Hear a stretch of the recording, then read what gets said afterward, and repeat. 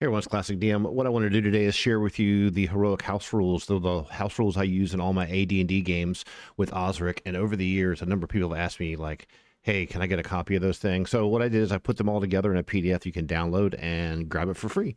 So where would you get it? Well, you can get it at my website on my shop page, which has all my other games, all the other adventures there for you as well. It's free. And of course, I put it on DrawThruRPG.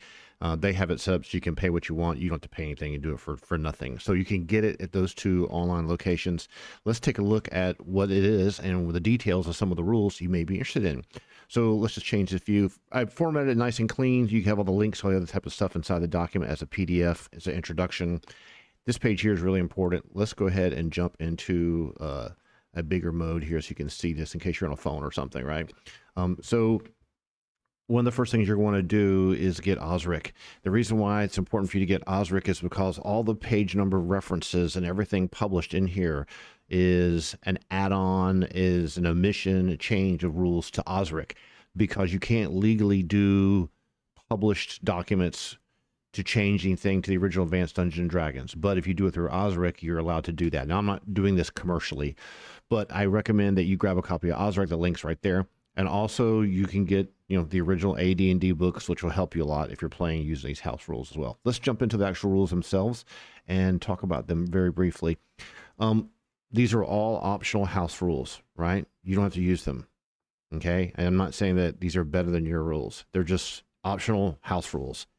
Over the years, these house rules came about by streamlining and getting rid of things that weren't as fun in the original game or seemed a little weird to me and my gaming group. Okay, you may disagree with it, that's fine, but let's just jump into them.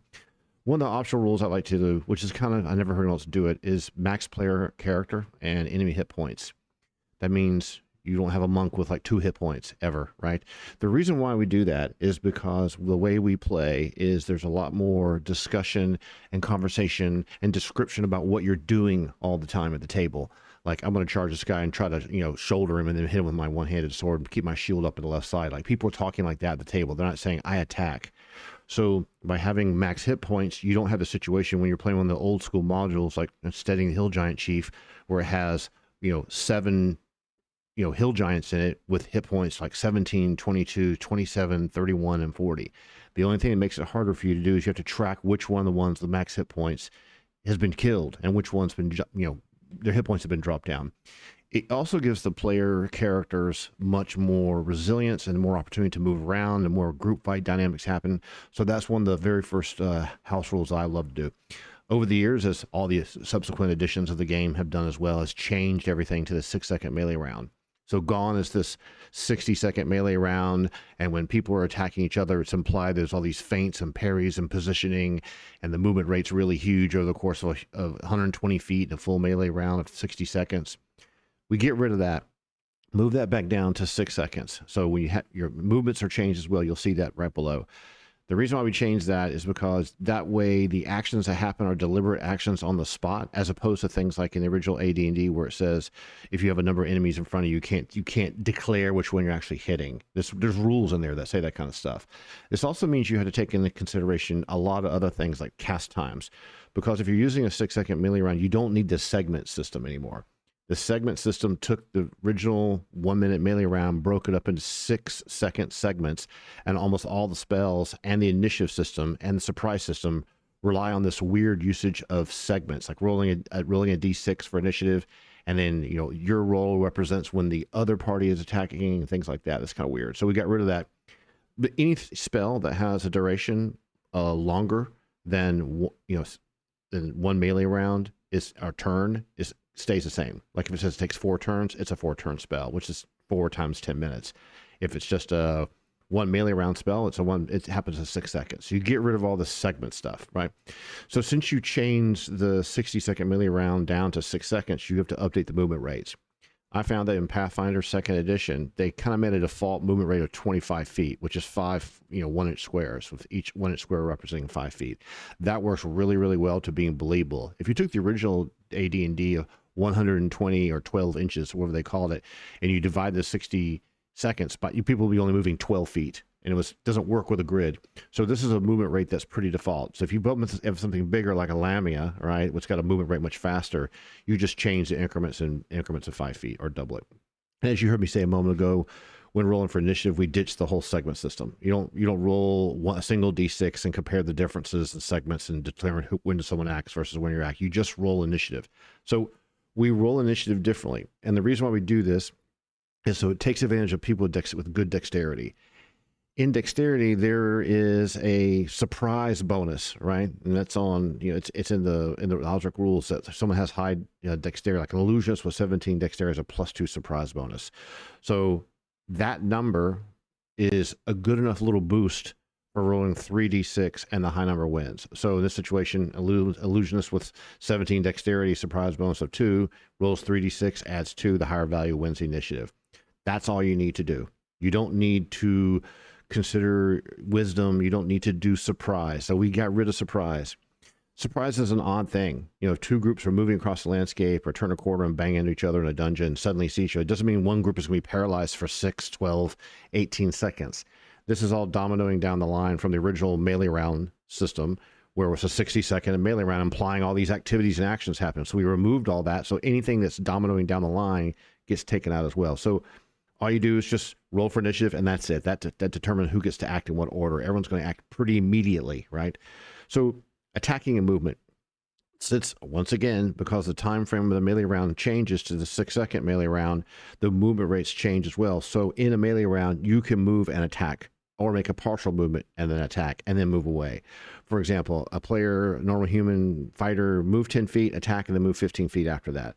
Now, there's rules about attack of opportunity in one step, and that's the next section. But it doesn't mean that you move, run up to someone, stand in front of them, and don't attack. Like, it's just a 6-second melee round. You get to do more than just move. Or it's not like in 5th edition, which is kind of a weird mixture of different types of actions. We just let you do whatever you want to do. You can move, if you have 2 attacks around, move 5 feet to the right, shoot a bow at one character, move 5 feet again and shoot a bow at another character. You don't have to commit to just one target if you have multiple movements and multiple attacks around. Anyway, so another optional rule is this attack of opportunity in one step. Now, attack of opportunity can sometimes, and they changed this in Pathfinder 2nd edition, they made it more of a feat and a special thing that occurs every now and then. Not everyone gets to have it.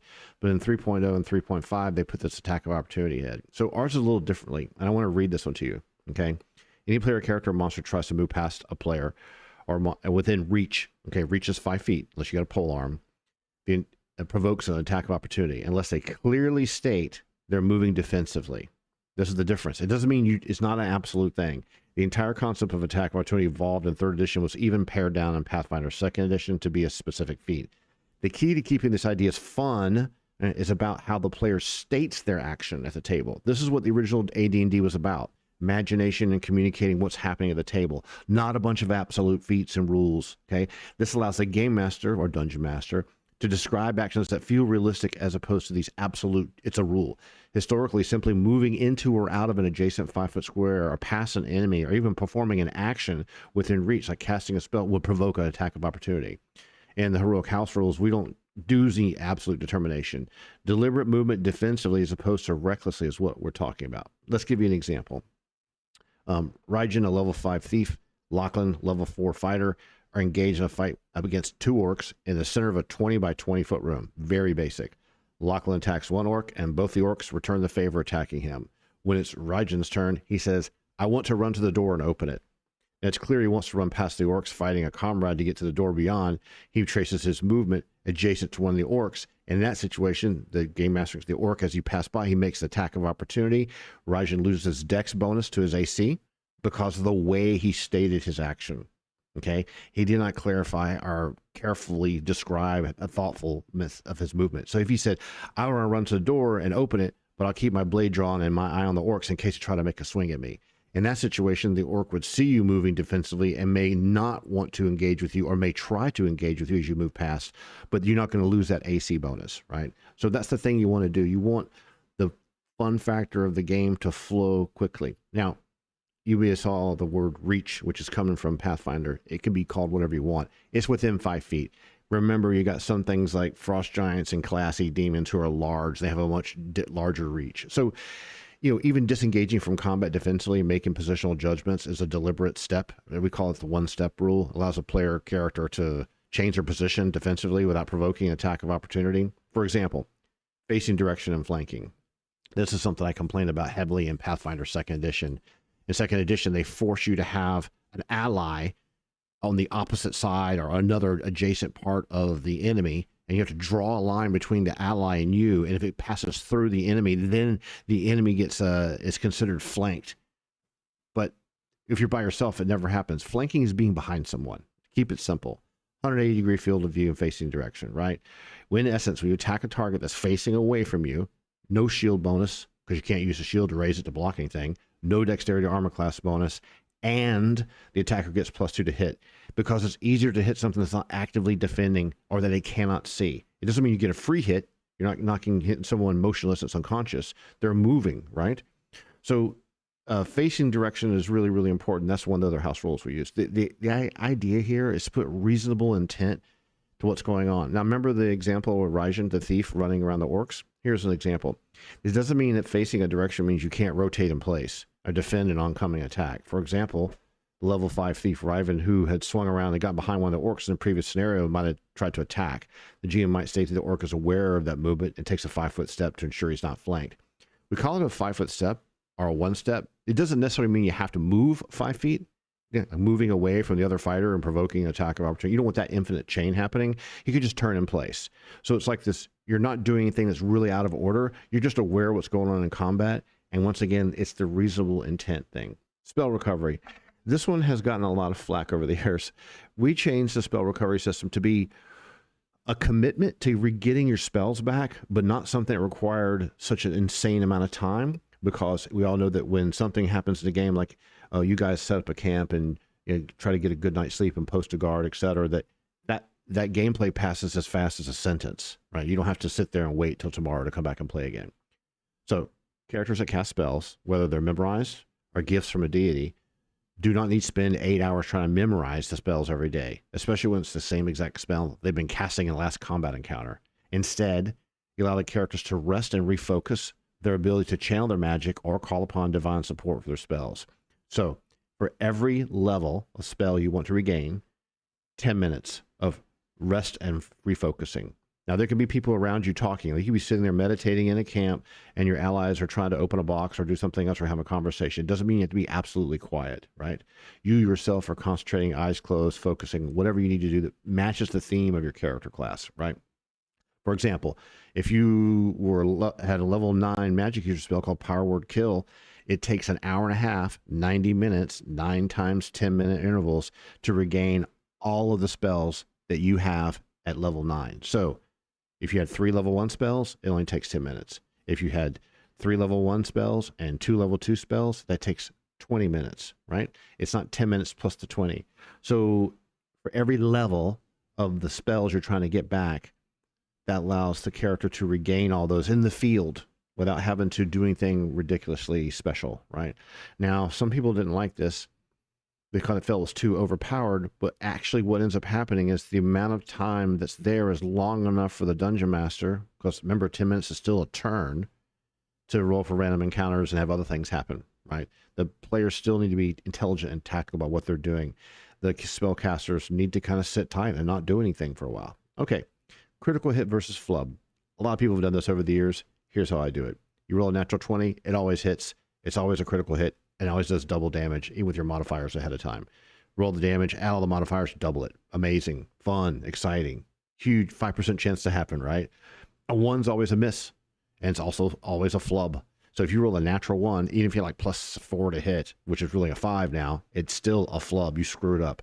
Basically what that means is you've lost your balance, your position, you overstepped a lunge, you're swinging your sword, you slipped, you fell off a bed, you tripped, your opponent moved out of the way and you stumbled forward. The game master can decide anything that's appropriate that seems to reflect how you messed up, right? It's not that you knocked down prone and you're unconscious, nothing like that. Nothing's going to cause you to be in a bad position that badly. But it may be if you're fighting on the rooftop of a building and you roll a 1 and you're fighting someone on the edge, you might fall off the building. But that's all up to the game master. So that's something different. The natural 1, I don't think anyone's ever done that before. We've always done that to make it exciting, because watching the dice roll, even though you get the modifiers, Well, if you have like +3 to hit all the time and you never have anything can ever go wrong with you ever that's negative, it's not as exciting. All right. Ability score checks. A lot of people have their own ways of doing this one. This one isn't anything different. In Advanced Dungeons and Dragons, we know there's no skills. And in OSRIC, there's no skills, there's no feats, there's no athletics check and crap like that, right? So you want to do something that's like an action. It can be, trying to explain your point of view to the rest of the party, or trying to decipher an ancient text where you should be able to read it, but it's all scrubbed away. Not things like opening locks and climbing walls like thieves and assassins and monks do. It's an activity where you would think, excuse me, good Lord, you would think the person would be able to do it. I mean, they're an adventurer. They live in the world. All these cool things are happening to them all the time. They sharpen their sword. They want to nail the door closed, jump over a little pit. You don't need to have a wacky system for that. Just determine what you think the action is and pick a number of D6 dice to roll, and have to roll their ability score under. So say you're trying to convince a guard to let you in after dark and they just lock the gate. That might be like a charisma check, right? It may be pretty easy. Roll 3d6 or less on your charisma. If you got 15 charisma, it's pretty easy. If it's really hard to do, like convince the king to let your friends go, that they've been mistaken identity, but you're telling a lie, that might be very difficult or challenging. Now, this isn't a class in statistics. You can do this any way you want. I don't like doing it with the D20. I like doing it with the 3d6 because that means there's still a chance that you're going to roll over. Okay, it's harder to do that when the first number is always going to be the first number of digits. Like 3d6 is always going to be a 3. If you have, if you only have 9 charisma, you're never going to do an impossible action. Make sense? Okay, so experience points for challenge, not for gold. This is an interesting rule. We never used this for years when we were kids in middle school. And then we realized one day we read the Dungeon Master's Guide, they were supposed to be giving out experience for picking up gold. We're like, what? We're no. And so the rules as written basically have, like in OSRIC, have an experience point award based on monster level, and then gold coins at a 1-to-1 ratio, and then like 1/10 the value of a magic item. Picking up a magic item doesn't make you a better Michael Jordan dunking basketball player, So we just removed all that crap. Like, you pick up gold, you're going to use it to buy things, right? It's great to have the treasure, but it's not going to make you a better paladin, right? So let's say you're a level 4 fighter, you just faced off against 4 orcs and you kill them all. Remember, orcs are like 1 hit die. Now remember, we have max hit points. That means each of those orcs had 8 hit points. And if you're just a level 4 fighter, you don't have a high strength bonus or your damage bonus, it's going to probably take more than 1 swing to kill each one of them, if you even hit them, right? You loot their corpses. Their personal treasure is only 2d6 electrum pieces. So, I mean, you only get 20 experience for each one of those guys. You don't get anything for the treasure, so you get like 80 experience. At level 4 fighter, you need like 16,000 experience total to get to level 5. It takes like 8,250 just to go from 4 to 5.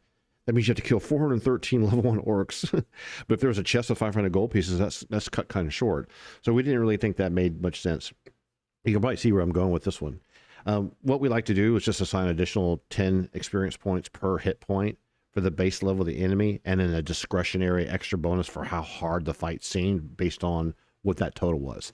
Think of tipping someone at a restaurant, right? Let's say you fight a frost giant and actually, let's just go back to the orcs. Say you're fighting 5 orcs, right? 5 orcs, and they hit you and wounded you, and you're a level 4 fighter. You have a maximum hit points between 40 and maybe 40 or 52 or something, based on your constitution.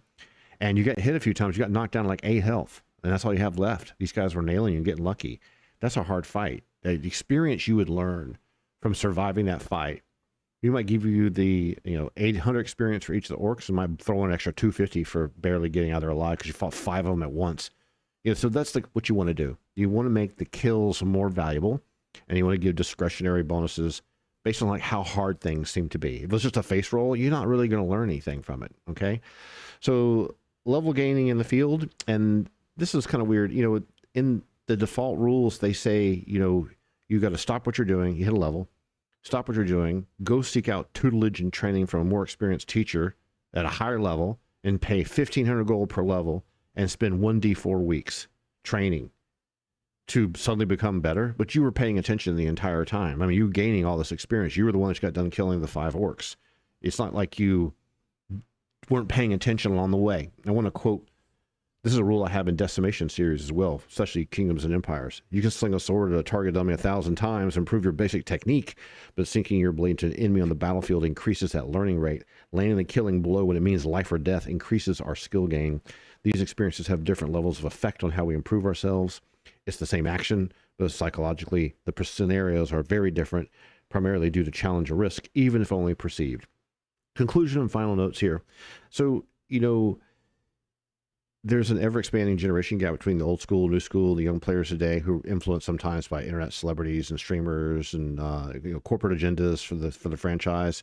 Modern editions of the game evolved to something much more complicated than they used to be, but there's elements to the original Advanced Dungeon and Dragon that just have so much incredible imagination, and there's just so much incredible content to go out there and play with, but there's some clunky rules because it came from that wargaming chainmail era, and you may like to keep it that way. You may like to have a situation where you and the paladin are in the front row fighting against a bunch of ogres, and you can't tell the game master which ogre you're actually hitting. Like, the house rules have been around forever. So that is what this is all about, and this is available right now. I'll put links in the description for you, and you can go check it out. All right, you guys have a great holiday season, and we'll talk to you again real soon.